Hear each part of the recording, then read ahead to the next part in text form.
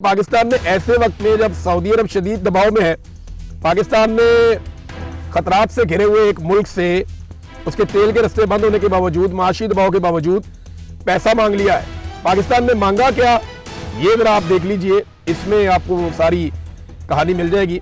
ये दुनिया भर के मीडिया में छप गया। 10 साल के लिए पाकिस्तान ने $5 अरब का डिपॉजिट मांगा है कि हमें कर्जा दे दें आप $5 अरब, और 10 साल के लिए वो डिपॉजिट आप हमारे पास रखें।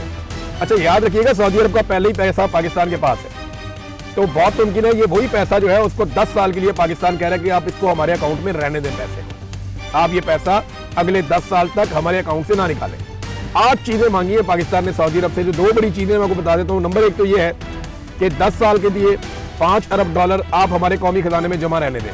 नंबर 1, ये कोई पैसा हमें वो दे नहीं देंगे, लेकिन हमारे कौमी खजाने में जमा रहेगा। नंबर 2, $5 अरब की तेल की सहूलत हमें दी जाए, यानी में जो उधार तेल देता है सऊदी अरब, उसकी मिकदार जो है वो $5 अरब तक कर दे। पहले मेरे ख्याल में $1.2 अरब थी, किसी दौर में ये $2 अरब भी थी, लेकिन अब पाकिस्तान ने डिमांड किया कि $5 अरब का तेल, तो ये $10 अरब की पाकिस्तान ने सहूलत मांगी है, और ये उधार है, ये वो पैसा नहीं है जो सऊदी अरब देगा और पाकिस्तान का हो जाएगा। ये एक उधार पैसा है जो पाकिस्तान मांग रहा है। देखिए पाकिस्तान ने करना क्या है, क्या लड़ाई में वाकई उतर जाना है? पूरे पाकिस्तान में लोग एक ही सवाल पूछ रहे हैं ना, पाकिस्तान के पास रास्ता ही कोई नहीं है।